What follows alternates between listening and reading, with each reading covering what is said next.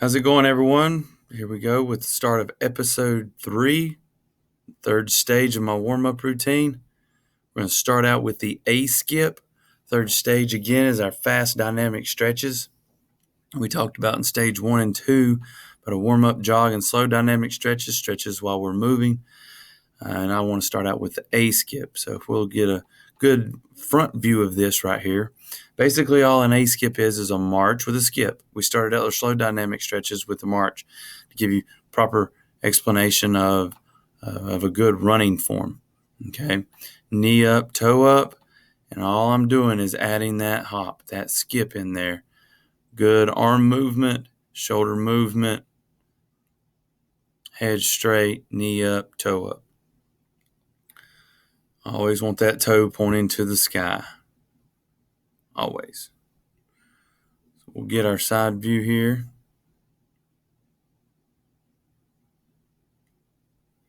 You really be able to see the knee up and the toe up here as well.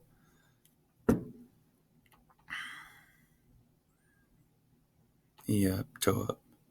Knee up, toe up. Hand comes to the hip like I'm in a Western fight, going in a pistol, high noon showdown. All right. So again, there's the A skip. We'll start out with that one. We're going to move on now to the B skip. This one's kind of a straight leg into a pedal. You want to push your foot out. Leg wants to come up, but it's going to put out and pedal down. Don't flick your ankle. Don't flick it up. People get lazy with this and they want to flick their ankle. Kick up and out. Kick up and out. Okay.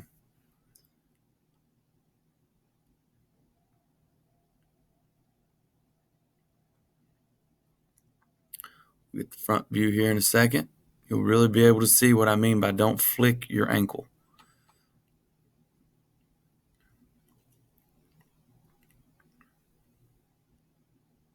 Straight up and out. Push. Keep that ankle still. A lot of people, again, want to flick the ankle. Keep it straight. Keep it straight. So there's a good look at the B skip. B skip. All right, next one we're going to move into is ankling. One of my cooperating teachers when I was student teaching, he really liked this one because he had said he had never seen anything like this, and he thinks it's really good for popping up and explosion, working on any type of fast twitch to get up, but you're also warming up your ankles. I mean, your ankles, your calves, the shins. Again, this will help. Doing this drill will hopefully help prevent shin splints for the future because you're just like our heel walks and our toe walks and our slow dynamic stretches. They work very well together. So keeping your arms moving as if you were running, but you're going to land and pop up off the ball of your foot. Straight up. Keep that leg straight. Extend. You're running, but both feet come off the ground at the same time, and the pop is there. Okay. This is I'm going to show the real time of ankling as well, so you can see what I mean in real time as well. Some of these are good to do just slow-mo, but this one I really wanted to show you the real time version of this one as well. It'll load. Sorry about this. Here we go. All right, the real time ankling, straight up and down. It looks like I'm scooting and hovering across the ground, which I kind of am, but at the same time, you got to make sure that both feet get off the ground at the same time. All right. So again, there's a live version of some ankling. Let's go into one that a lot of people have done before. It is called the butt kick. A lot of people do this one wrong. They've been taught they think it's a quad warm-up drill.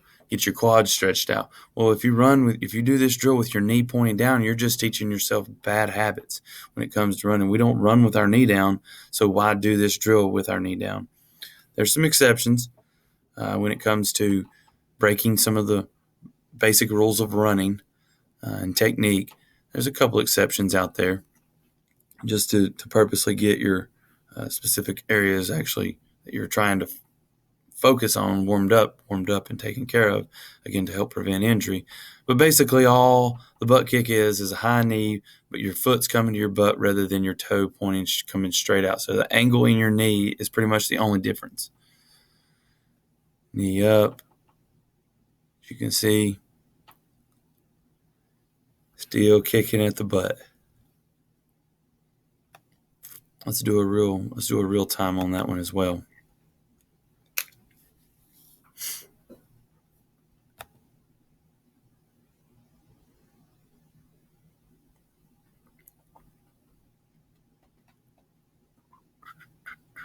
Here we go. Still kicking my butt, but my knees up in the air.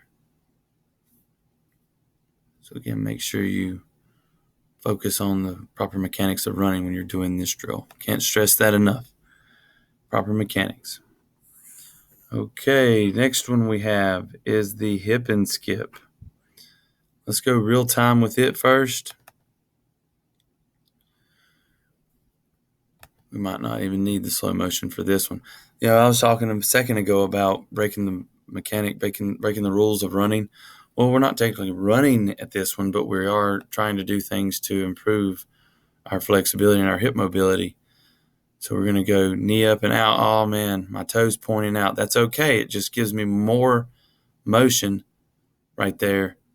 Hip and skip, knee up and out, knee up and out. Looking for that hip mobility right there.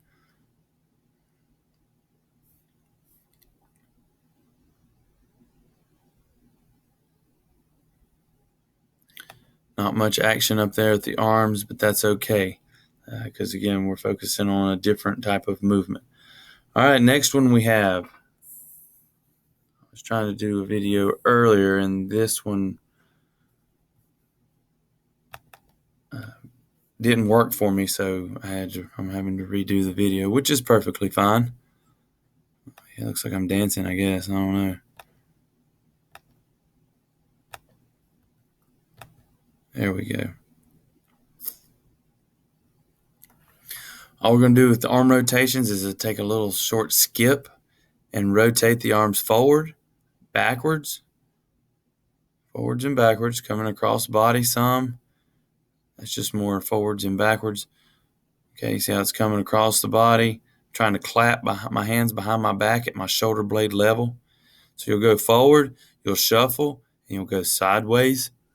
And all of these 3 different rounds going front, side, and side, that counts as one warm-up drill. So just because you're going down and back and down doesn't mean that counts as 3. So think of that when you are picking your 6 or 8 different drills. Lots of rotation. Rotator cuff, deltoid action, chest action, traps, a lot of things upper body is getting taken care of right there in those arm rotations. So you definitely got to take care of that because when you're running or doing any type of athletic movement, you really are technically using your arms too. Your legs get tired and your legs are doing a lot of the action, but if your arms are moving at the same motion as your legs, you're going to run faster. All right, next one we have here.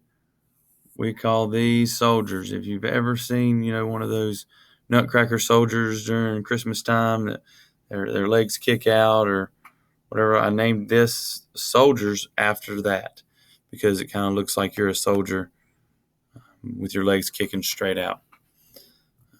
This is a really good one that matter of fact, about 8 or 9 years ago, one of my athletes presented to me. He's like, maybe we should, you want to try this one? I was like, absolutely. So if you have any more ideas, send them my way. So kicking straight out, contacting the ground with the ball of my foot. Arm movement, good. Kicking straight out. See how those legs are straight? Good. This is mainly for ground contact and how to properly touch the ground, kicking straight out. That went pretty quick, but hey, that's all right. Soldiers, some of my favorite ones. All right, we have karaoke next. A lot of people have done this. We'll go real time on this as well.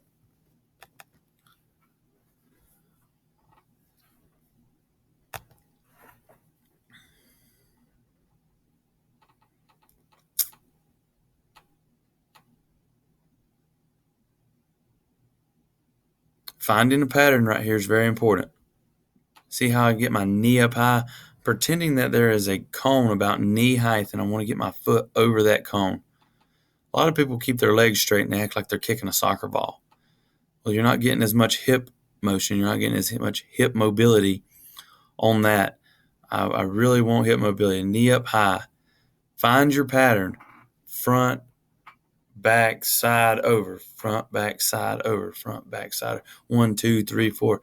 Think of things that you might need to do to get that pattern down pat, because for a lot of beginners, the pattern is pretty tough to get down. But once you get the pattern down, it becomes second nature.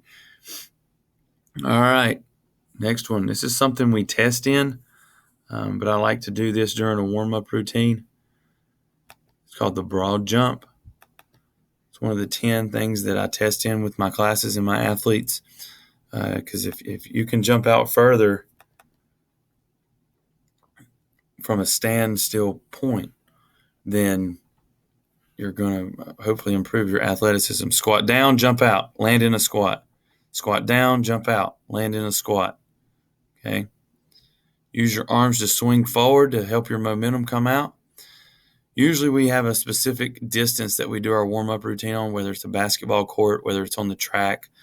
But we always have a specific area. Just again, that was a short jump trying to show you the actual motion in my small camera angle.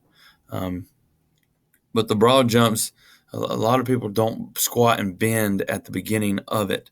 So make sure you're squatting, jumping out, and landing. Where you land from is where you jump back out from. So if I have a specific area I'm going to, I say, okay, well, I made it in 10 jumps today. My goal now is to get it in 9 during my next warm-up. So we're constantly working, jumping out further, because if you go less jumps, it means you are actually jumping out further. So high knees, you want a lot of repetition. Broad jump, you want to see how few jumps you can get, because that means, again, you're jumping out further. All right, bounding. Let's use this one in a little slow-mo action. This is a little more advanced. Your jumping it's a very complex movement, because you're jumping and landing on one leg. So pretend like you're in a you ever seen Mario video games where they're jumping from one stone to another, jumping from one to the other. I'm still using my arms, a lot of action. Like to use these in my warm-up routine because, hey, if you can jump higher and out further on one leg, imagine what you can do on two. All right. When we start giving explanations of stuff we do in the weight room, again, like I've mentioned before, we do a lot of one-leg squats, things like that. It, again, helps improve balance. So we'll come back with the other leg. Never mind, I stayed on the same leg. Knee up, trying to get a lot of hang time. Lift that leg up, trying to clear a specific height. Using my arms as if I'm still running. Okay. Be careful on these as well. Be careful on bounding. You can also bound from one leg to another. So you can go right, right, right, or left, left, left, or go right, left, left when it comes to bounding. So again, that's one of the more complex ones to do, but it helps out in the long run, especially with your athleticism. It's really good for high jumpers and long jumpers. High knees. We'll do a real time of this just to show you how the difference between butt kicks and high knees and the angle of your knee when you're doing these. Okay. Knee up. See, my foot's not coming to my butt, but my knee's staying up.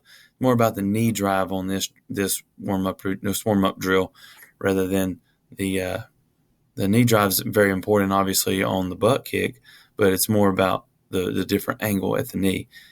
Different angle right there. I'm not kicking my butt, but man, my knees are getting up high. You want to use your waistline as a good area to try to get your knees above. All right, we'll move on to the next one. Squat jump. If you can get good at squat jumps, you're, again, just like bounding, just like broad jumps, things like anything. If you can have a really good plyometric base, your athleticism is going to improve tremendously. Again, like we spoke about before, golfers, they need hips. Offensive linemen need hips. Wrestlers need hips. Sprinting out of the blocks on a 100-meter dash need hips. Okay, squat down, jump up as high as you can. Try to get as much hang time and jump and explode. Use those arms to really increase that momentum so you can try to get a little bit higher. One jump, squat down, jump up. Again, you want to get in your warm-up routine, 5, 6, 7 jumps, depending on the distance that you're using. I've done anywhere from 30 to 50 meters of a distance or just a straight-on basketball court. That works as well. Let's see here. Next one, back pedal. Now, I'm going to explain the difference between a back pedal and a backwards run, and we'll be done with episode 2 after that. But back pedal is you're more – sorry, there we go. You're in more of an athletic position with your knee bent, and you're doing shorter, choppy steps. So when you see the back pedal here, and then I do the backwards run, you'll see a clear-cut difference in my posture. You'll see a clear-cut difference in my strides. Get a bend in the knee, good athletic position, short, choppy steps using my arms. Short, choppy steps. There we go. Okay. So you see a better, more athletic position with my knee bend in the back pedal. The backwards run is a little bit different. Again, like I said before, your posture's taller, your stride is longer, your arm movement is more active rather than short and choppy. So here we go on the backwards run.